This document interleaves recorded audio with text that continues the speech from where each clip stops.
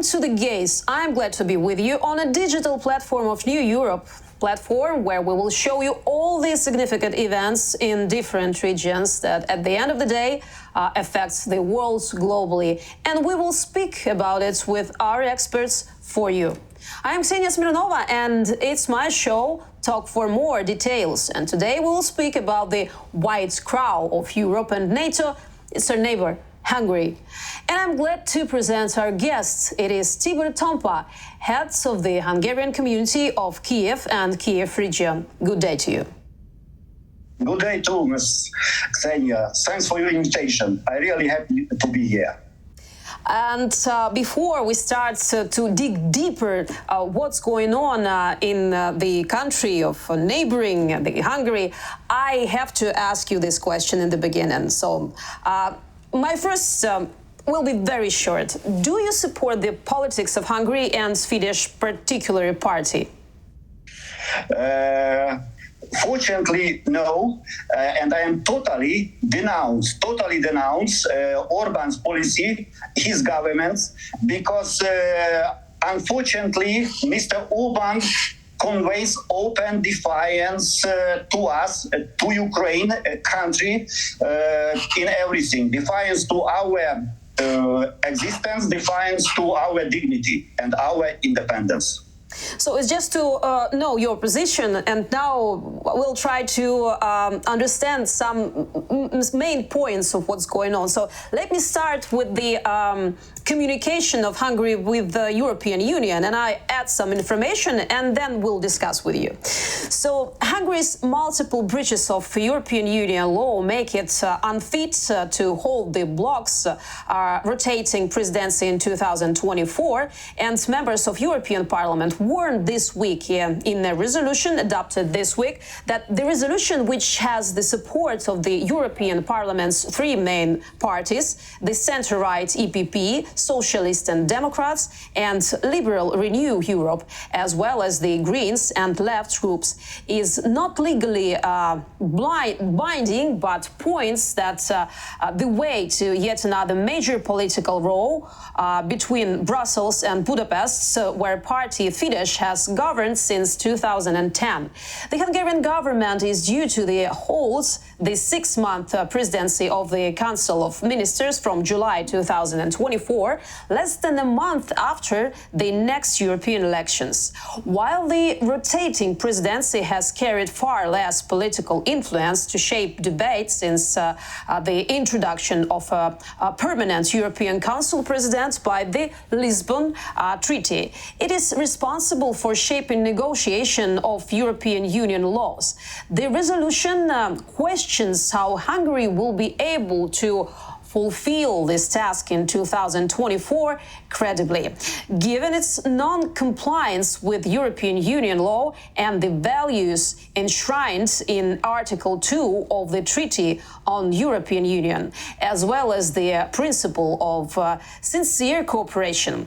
Elsewhere, the resolution success the Fidesz government of systemic corruption and condemns the Hungarian government's anti-European communications campaigns, which are part of the government's strategy to divert attention from its non-compliance with the values enshrined in Article 2 on the Treaty of European Union. So the Fidesz government of Prime Minister Viktor Orban has been in near permanent conflict with the European Union institutions in recent years, primarily over disputes over judicial independence, press and civil society freedom, and the rule of law. Let's hear Viktor Orban himself. You are right that Hungary is a country which thinks that if you do something 10 times, like introducing sanction packages, and it's failed, it's not reasonable to do it 11 times, do it again, hoping that the outcome will be different. This is against the common sense. So the sanction policy of European Union, in our understanding, simply does not work. So first of all, I want to understand as far as possible the true motives of such statements by Mr. Orban, his government, or Orban himself, let's say, after all his assessments of even this situation with the effectiveness of sanctions is obviously subjective to him. If not saying more rough, it coincides with Russian messages. So what is your opinion? Is Mr. Orban defending the interests of Hungary or the European Union, or his motives far beyond the state interests? How do you think?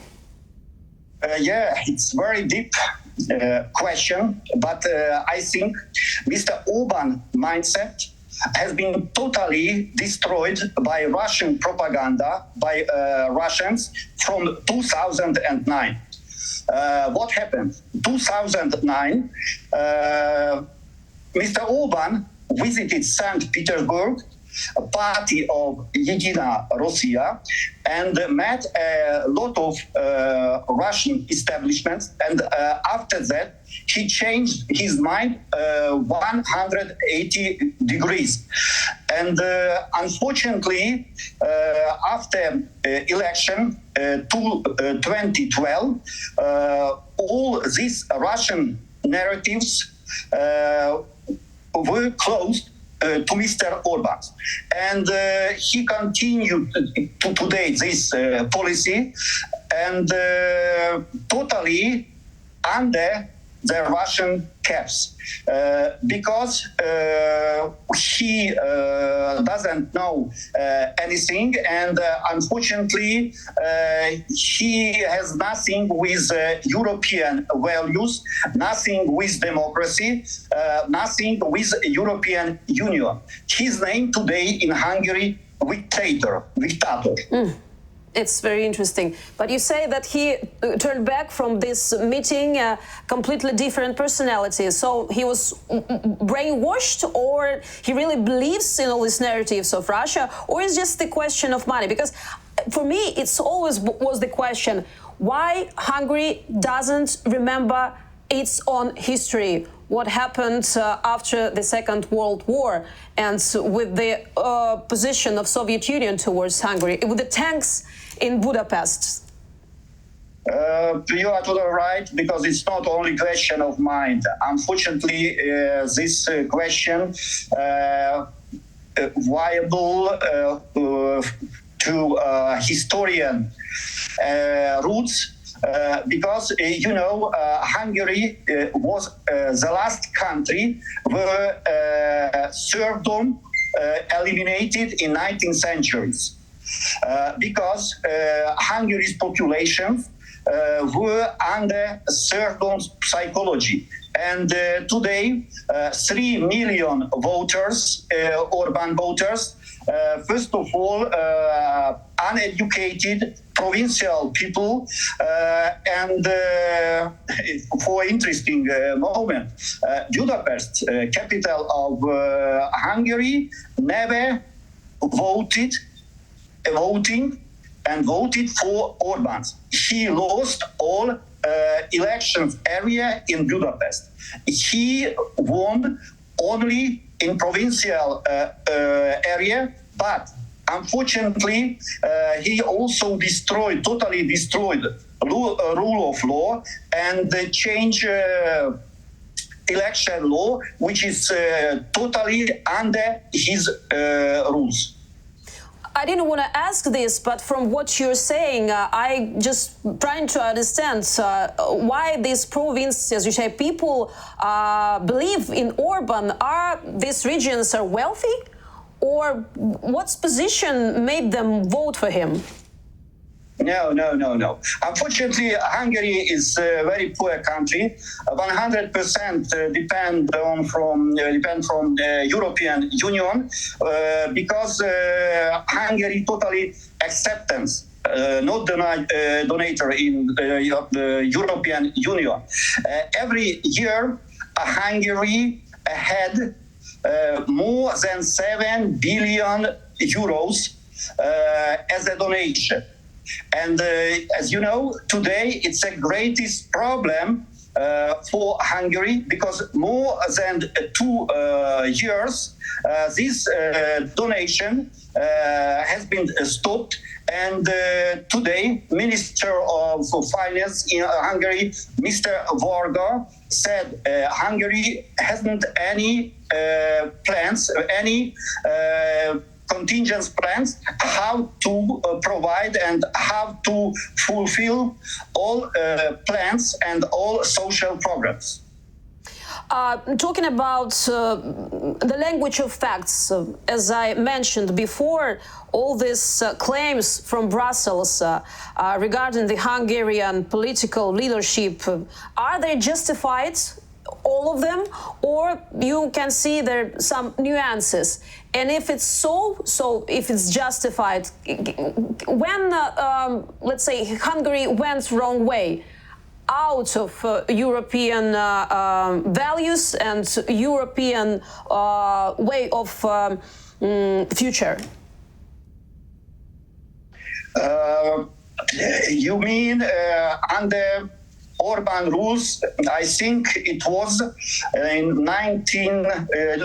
2012 when Orban has been voted second time, because when he was firstly prime minister in Hungary in 1998, 2002, and I met him in Kyiv and spoke with him approximately 10 minutes, and that time he was totally a real liberal Democrat, and he stayed political democratic principles, European EU principles. But as I told you, his mindset has been totally changed via Russians 2009, and after that we have a worst scenario. I once talked to Western political expert, and he told me that Viktor Orban is very, very wise politician, but his mistake is that he chose the wrong side. So you agree with this?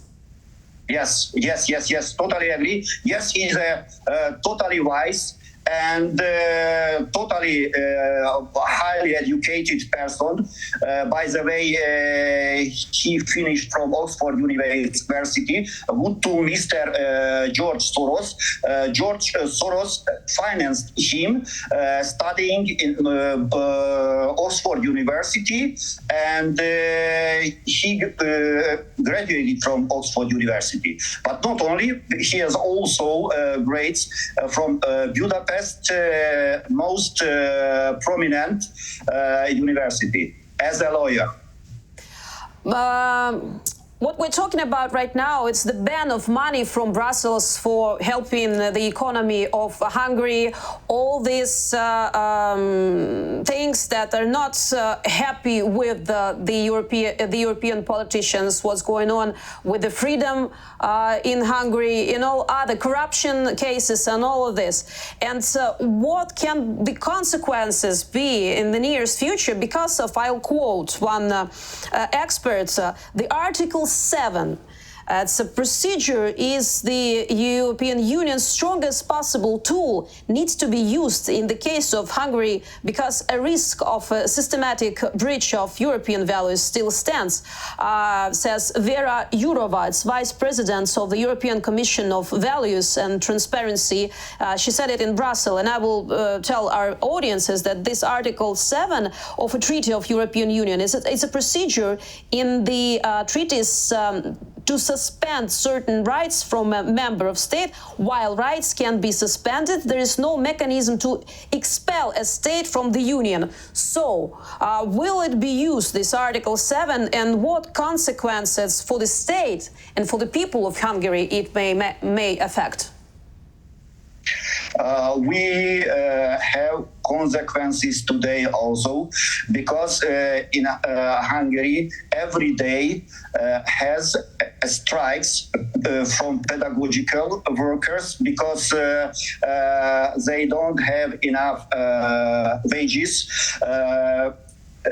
via European Union, and after that this crisis will be more deep, I think.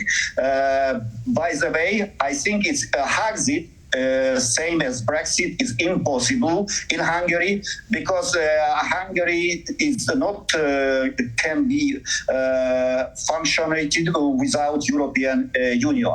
But I hope the next maybe months, next year, Hungarian opposition can be more stronger, and it will be more difficulty work for Orban regime, because this regime, according to Freedom House, 57 without any democracy, and 43%, it's same as a view of the democracy, not more.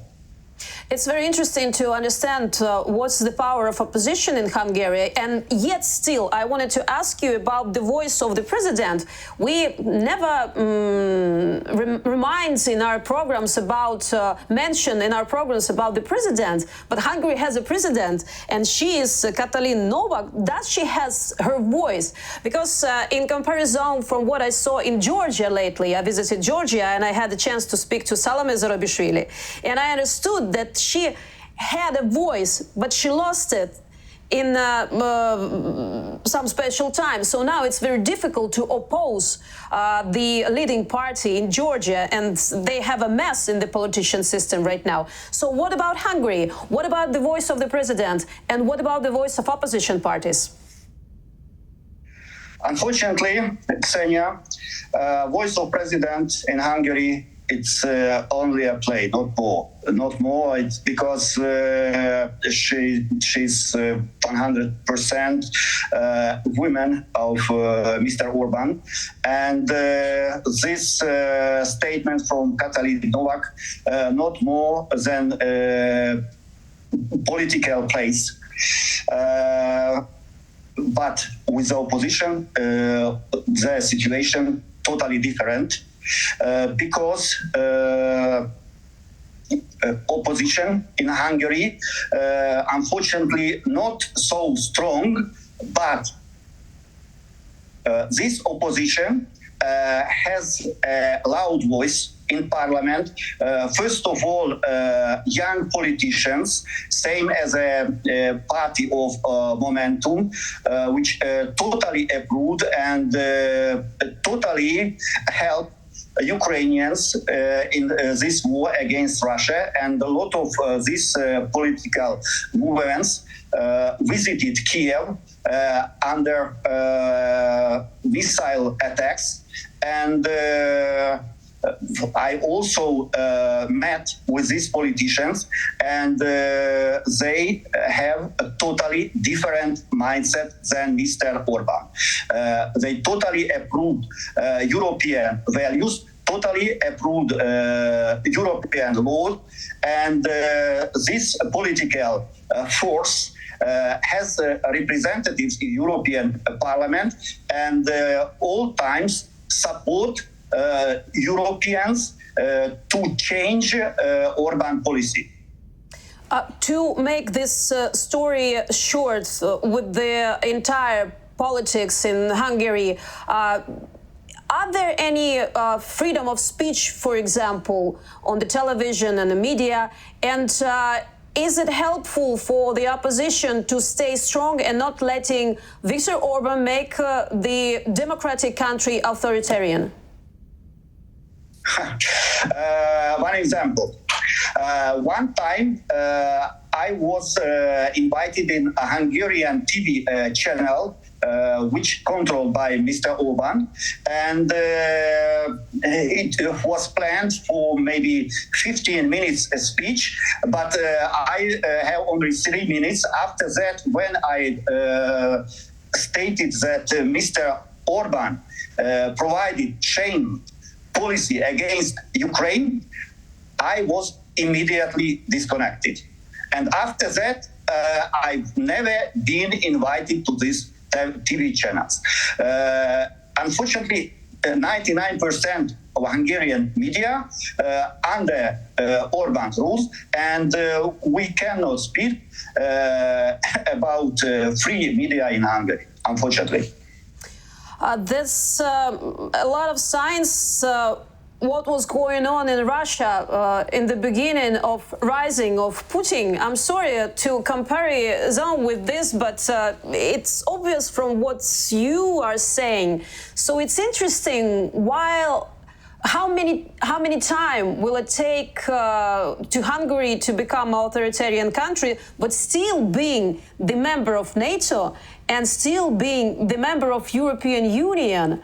Because the politic of Orban, with all this negative, it still allows him to dictate European Union some important things, such which countries to accept or not to accept to European Union or NATO. This is our next question. I will add some more information and we'll discuss it with you, okay? Or you want to... Okay, sorry, thank you.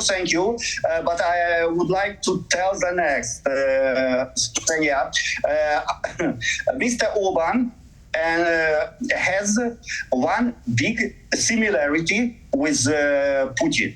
You know what's this biggest similarity?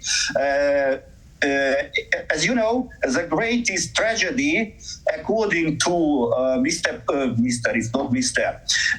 Putin, the biggest tragedy for him, the breakup of the Soviet Union in 20th century. Same as in Mr. Orban, as he said, the greatest, biggest, hugest tragedy for Hungarian nation and for Europe, it's a Trianon Treaty, 1920, when Hungary lost two-thirds of their territory, Hungarian kingdom, but Mr. Orban never mentioned that this kingdom has not more than 50% of Hungarians. Almost 50% of this Hungarian kingdom were national minority, and Hungarian kingdom that time provided strong assimilation policy against national minority. That it's fact. Actually, all these imperialistic ambitions of some politicians in the modern world look so archaic. And on the example, what's going on now with the Russian Federation, it should be very, very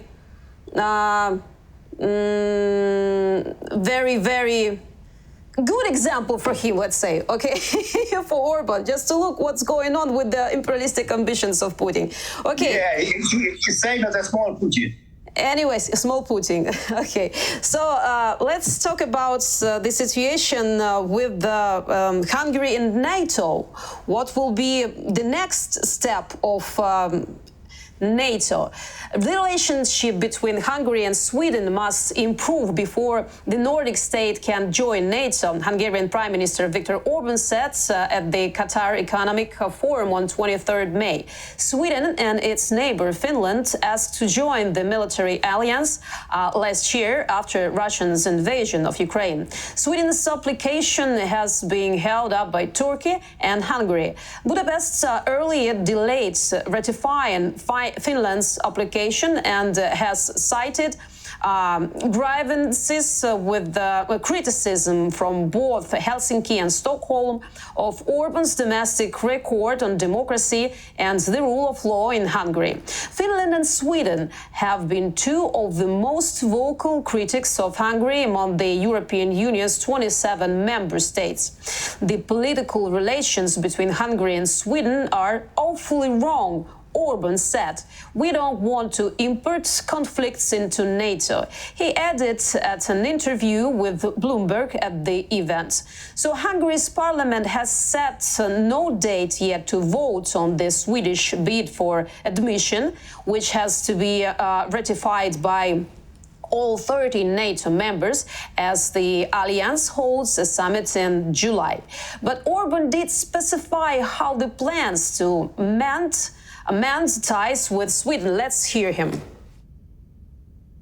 Because the political relation between Sweden and Hungary is awfully wrong, and we have to improve first. We would not like to import conflicts into NATO first. So first, manage the disagreements between the two countries, and then we are ready to support them. On the principal basis, we are in favor of that anyway, and we like the Swedish guy, but I mean the Swedish people, but the political relation between the countries is rather nasty at this moment. Everything that we undertook to deliver during the Madrid summit is fulfilled, and it is time for Turkey and Hungary to start the ratification of the Swedish membership to NATO. That is the clear message that I will send, and I have already received before this meeting, clear signs of the commitment and the support that we feel from several of the NATO member states. And I believe that this will be reinforced during today's meeting as well. So why it's always with Hungary? Why it's always with Orban, who stops the very important thing right now, the defense system of European Union and his country as well? And what could be the subject of, as he said, further negotiations with Sweden? Mm-hmm. You know, Ms. Ksenia, Mr. Orban's closest methods are blackmail and intimidation. He really needs foundation from European Union, and he is doing now everything to get this huge money for his government. But Hungary now is the most corrupted country in the European Union, and intimidation also related with his methods, with his policy. And, this blackmail and intimidation he provided also to Ukraine and to all neighboring countries. But still he is trying to be a peacemaker. So lately all of his speeches is about negotiations according to the war that Russia started in Ukraine, and he sees just the peaceful decision. Except for all these missiles and all the terroristic acts almost every day in Ukraine on the civilian society.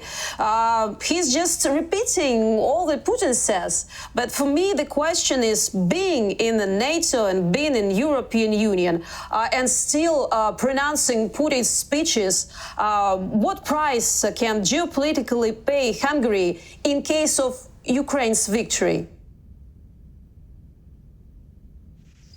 It's a difficult question, I understand. I am totally support Ukraine. I would like win for Ukraine, for us, for you, for me. And, it's not interested me what will be happen in Hungary, what will be happen with Mr. Orban. Because his speech and his policy about as peacemaker, about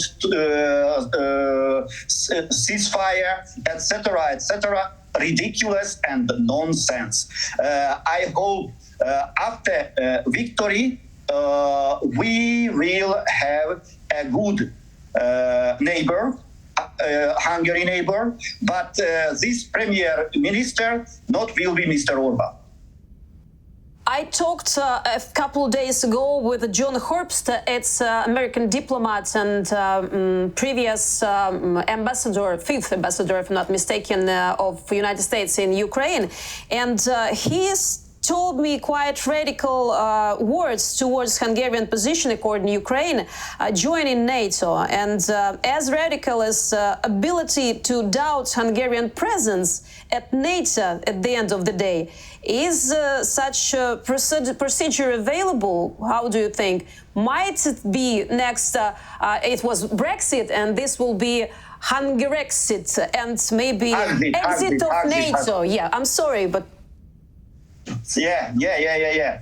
No, Hungary is a small, weak country, and I think it's impossible, and it's never, nothing depends from Hungary in NATO, and this blackmails and intimidation will be totally passed out, I think, and Hungary will be the member of NATO, because not all depends on Mr. Orban, and Hungary will be exist after Mr. Orban also.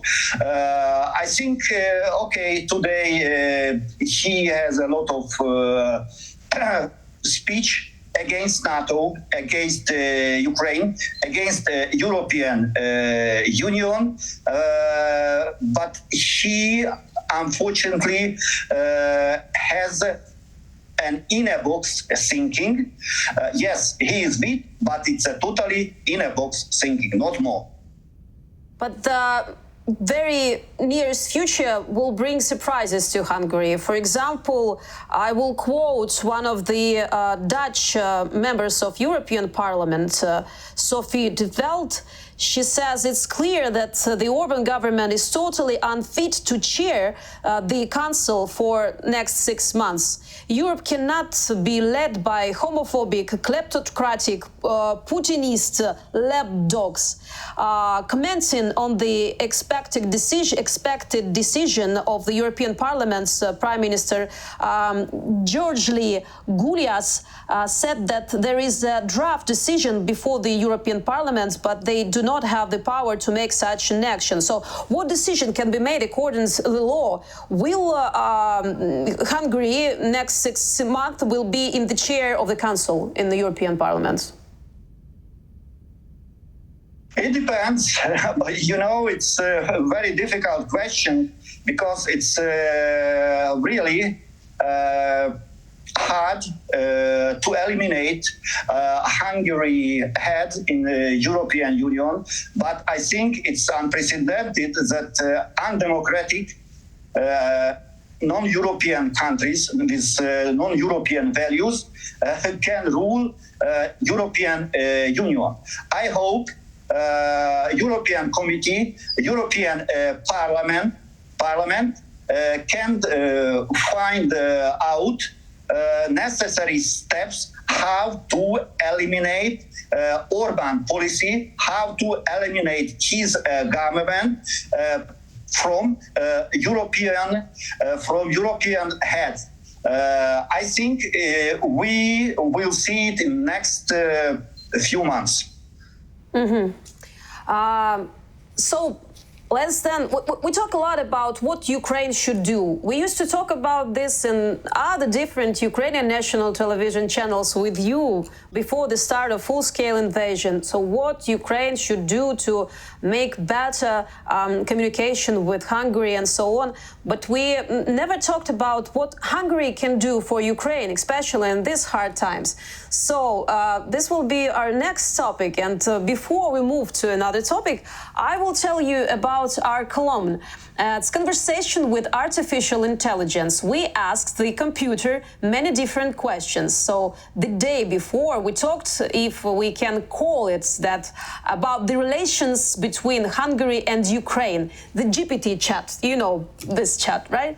So we asked, we asked what should be done to improve relations between Ukraine and Hungary, and get the answer that improving the relations between Ukraine and Hungary requires a combination of diplomatic efforts and constructive dialogue and addressing the core issues that have strained their relationship. Here are some steps that could be taken to improve the situation. So, diplomatic engagement, respect for minority rights, dialogue on language laws, educational reforms, bilateral agreements, mediation and international involvement, people-to-people exchanges. This is such a short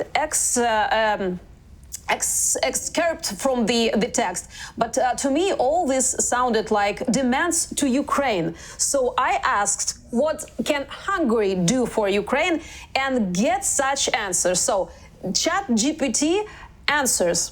First, improving relations between Hungary and Ukraine requires a diplomatic approach aimed at fostering dialogue, understanding and cooperation. Here are some suggestions for actions Hungary can take to contribute positively to the relationship with Ukraine. Dialogue and negotiations. Initiates the maintain open and constructive dialogue with Ukrainian officials at various levels. Encourage diplomatic discussions to address any contentious issues and find mutually acceptable solutions. Cultural, educational questions, and so on and so on and so on. So there are lots of things that we might do together. How do you think, with what we have to start, or we already started? Today we have a good relations with people, non-urbanistic people in Hungary, because today Hungary totally divided into two parts: non-urban, democratic, and urban parts. Maybe 50-50. And we need to approve this non-urban part, and we have today a very close relationship with Hungarian intellectuals, Hungarian Democrats, and these Democrats help to Ukraine. I remember when maybe half a year ago, this simple people sent to Ukraine a lot of generators to Kyiv, to other regions, South Ukraine, help by foods, help other stuffs, and I think this cooperation need to be continued.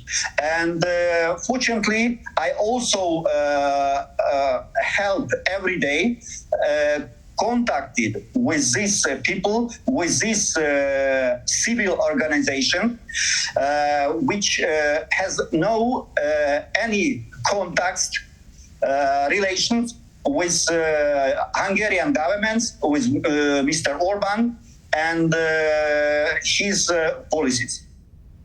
I would like to add some more things that GPT chat answers me. Respect minority rights, advocates for the protection of minority rights, including the rights of the Hungarian minority in Ukraine, encourage Ukraine to uphold international standards and commitments regarding minority rights, and engage in constructive discussions to address any concerns. I chose this one because it was the question not of this year, not of last year, not of previous year. All the time, it's been years that we cannot solve this very tough question between minority of Hungarians that's living in the border of Ukraine and Hungary. And each time the attention towards this minority arises only during the elections in Hungary, for example. Is it so? And is the situation still continues this way? So what can we do? Me and you, me as a journalist, for example, you as a representative of minority, to connect the people who can solve this problem once and forever, for not letting politicians from both sides to use this minority, these regions, in their own aims?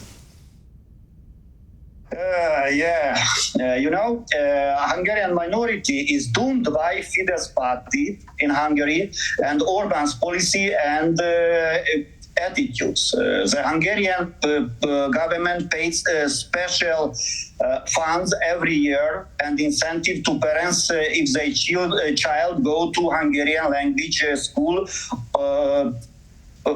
Transcarpathia. And unfortunately, the most crucial issue for Hungarian minority in Ukraine today is an integration into Ukrainian society. As we have a lost generation of Ukrainian Hungarians in Transcarpathia, and they are totally monolingual, no speak utterly bad Ukrainian language. We have really Hungarian language ghetto in this region, and these people like serfs in the 18th century is a cheap workforce for Hungary, and it's a really force for election for Orban. Only one example: 99% Hungarian minorities vote for Mr. Orban.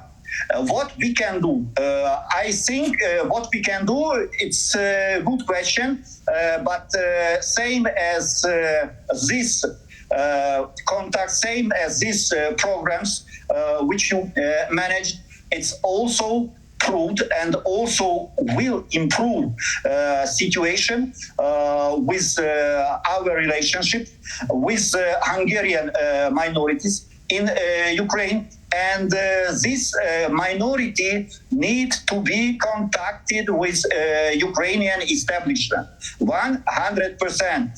You know, a lot of Ukrainian Hungarians never visited Kyiv. They visited only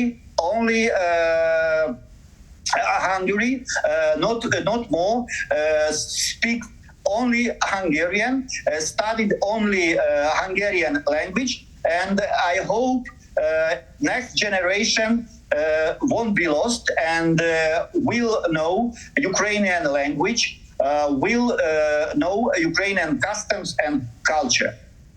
So I think it's a time for the great changes after a victory, because I understand from what you say that very important that initiative will have to flow from Ukrainian side, not to let these people be used by the other side in their political ambitions. So I understand you. Thank you for your honest answer. But let's talk about our communication with Hungary. I mean, Hungarian and Ukrainian question is the next topic of our conversation. So I will add some more information right now, and then I'll ask you the question. So Hungarian Prime Minister Viktor Orban ducking his heels over crucial European Union aid to Ukraine, offering sympathy for his neighbor, but nothing more to help with fight off Russia's invasion. Speaking in a Bloomberg interview at the Qatar Economic Forum, Orban argued that Ukraine's military effort is doomed and sending further aid will only lead to more deaths. Emotionally, it's tragic. All of our hearts are with the Ukrainians, Orban told. But I'm talking as a politician who should save lives. There's no chance to win this war, he added. Hungary, the European Union nation with the closest ties to Russian President Vladimir Putin, is blocking approximately 500 million euros tranche of European Union financial aid to Ukraine. It also opposes new sanctions against Russia. Last week, Foreign Minister Peter Szijjártó announced Hungary would block further European Union aid to Ukraine and anti-Russian sanctions, citing Kyiv's decision to put OTP bank Nord, Hungary's largest lender, on its list of international war sponsors. So Orban's view runs counter to the analysis of Ukrainian allies who've been supplying Kyiv with weapons ahead of a counteroffensive that's expected to begin this spring. While they're sober about the chances of a dramatic breakthrough, they support President Volodymyr Zelensky, plan to beat back the invaders and reclaim territory. The Hungarian leader reiterated his call for an immediate ceasefire, a stance planned by critics as tantamount to calling for Ukraine's capitulation. He also echoed the Kremlin by repeating a narrative that frames the war as a proxy conflict between Russia and the United States, and said fighting can only stop when Moscow clinches an agreement with Washington. The United States has said Ukraine must decide on how and when it's ready to seek peace. And more, Ukraine's foreign minister denounced the comments as absolving Russia of responsibility of its aggression. So, I wanted to ask you first, look into the results of opinion polls in Hungary that show the presence of a powerful pro-Ukrainian segment. This was stated by Peter Kreko, a social psychologist and executive director of Political Capital, an independent institute for political research, analysis and consulting in Budapest. According to him, at the beginning of the full-scale invasion, Hungarians condemned Russia and supported Ukrainians. However, after the general election in April, which was won by Viktor Orban, as we mentioned before, the narrative of peace became dominant in Hungarian political discourse, which influenced the opinion of pro-government voters. According to Kreko, this is the result of the influence of the media system that the Orban government has built, which is very, very effective. So what is people's attitude towards war and position of Orban right now for this day?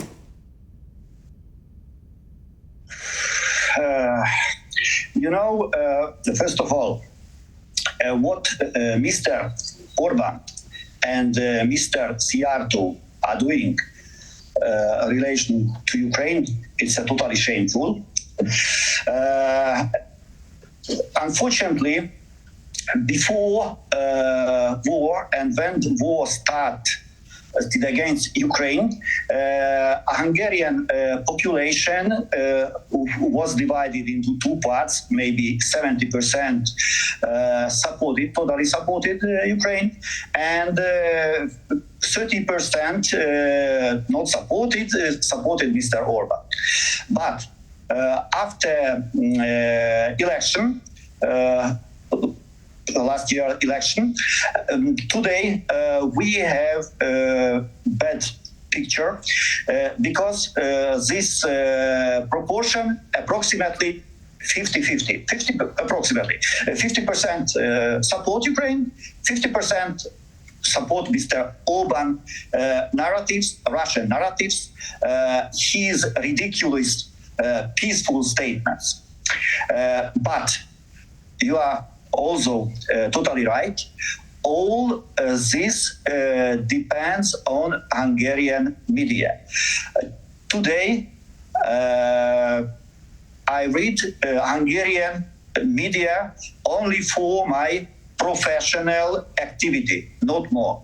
But it's also shameful to read Hungarian government media, because every time the central part in this media, Ukraine will lost, need to be a ceasefire, immediate ceasefire, and after that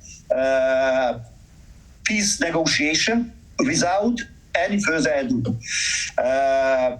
And this intimidation for Hungarian people is really active, and a lot of Hungarian people, not only simple people, but also some intellectuals, can really approve this Orban narratives, unfortunately. We have this really situation in today Hungarian society. I think as a whole, Hungarian society today is a really deeply ill society with their mindset, because they can provide and can absorb this ridiculous nonsense ideology. Let's talk about what can we do right now. I mean, we have some instruments or tools. For example, it's counter-propaganda, it's diplomacy, limitation of money from European Union that will weaken the power of Orban inside the country, victory of Ukraine, but it's in the long term, we understand, on the battlefield, or resistance of people from inside the country. So how do you think, what can change the pro-Russian position of leading party and change the attitude of these 30% that you mentioned right now that are wash brains with this propaganda of media that's leading by Orban inside the country? I need to be provided complex resolution, and we need to cooperate with different strong European countries who can realize necessary forces, necessary policy against Orban government. It's real. If you remember, the last meeting, Ukrainian NATO was provided by Mr. Szijjártó was against, but Mr. Stoltenberg really they took a decision that means need to be vote in packaging, not for separately. I think this situation can be provided for other structures in European Union, and Hungary as a allowed poor country, as a allowed poor government, not will be resist. How do you think, is it helpful for Orban manipulating that he's helping his people with buying cheap gas from, still buying cheap gas from Russian Federation? Does it helpful for Hungarian people at these times? And how do you think, are the revenues to the Russian Federation budget from Hungary quite significant? Because every dollar ruble that goes into the Russian budget from oil and gas fuels is war machine. So when Orban says that he's praying for Ukraine and wants to help Ukraine, but still with the other hand, he's helping Putin earn money for continuing war. So is it helpful for people of Hungary? And are there enough money to help Russia to continue the war? You know, about gas and oil export from Russia, it's totally Orban manipulation. By the way, today Hungary has inflation rate 27%. It's the highest inflation rate in European Union. In Poland, this inflation rate only 17%.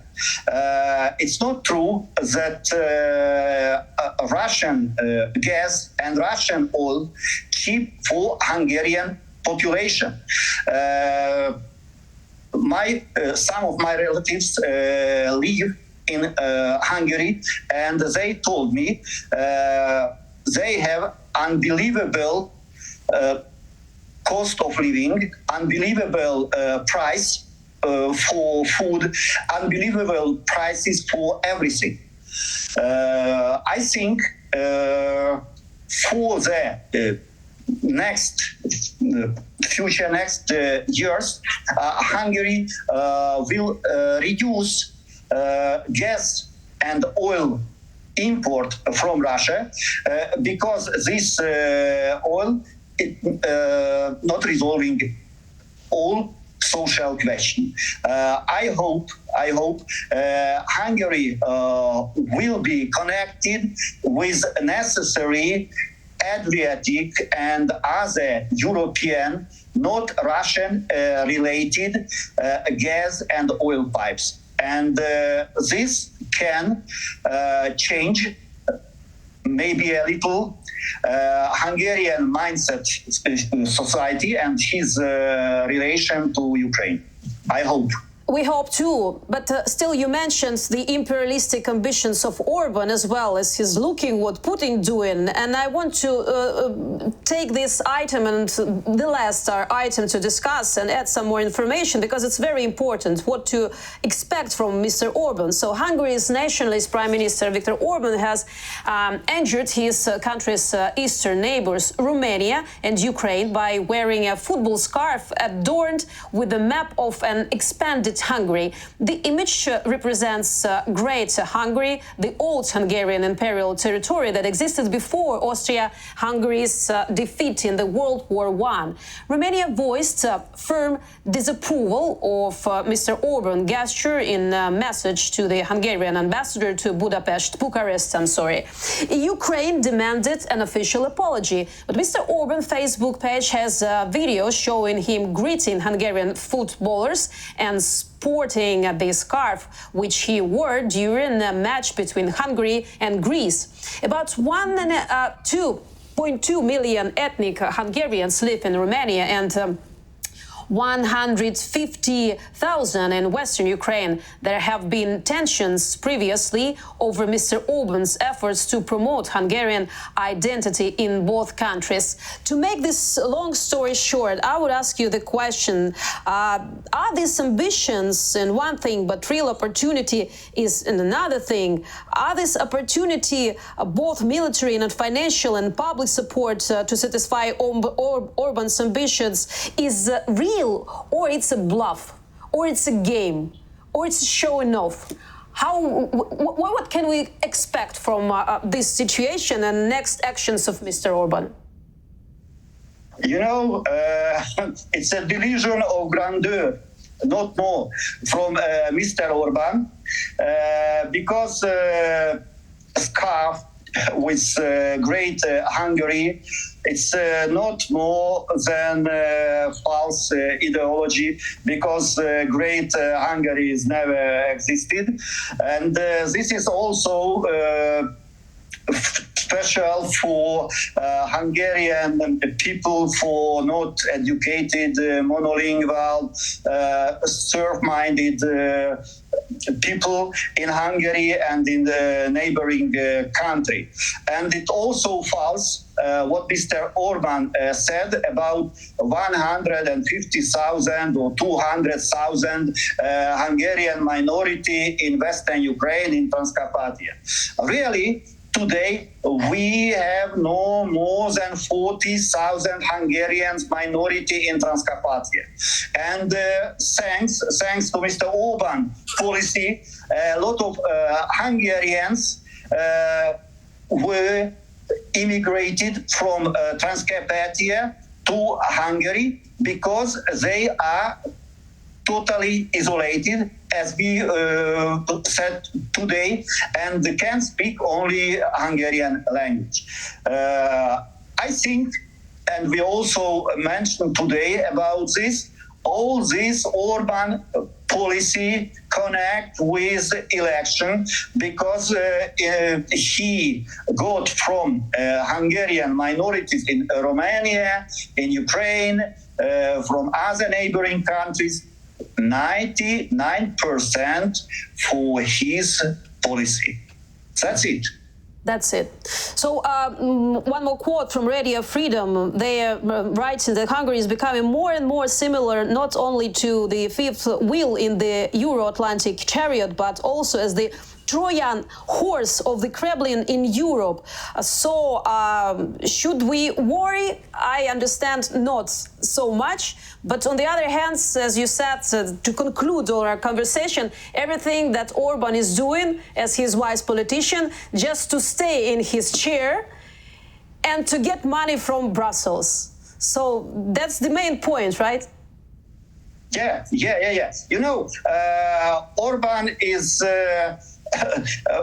not conventional politics, and one time he said one speech, and maybe 1 day later he can say totally different speech, and you know, it's not need to be trust to Mr. Orban, and what he can say, it's same as a tale, not more.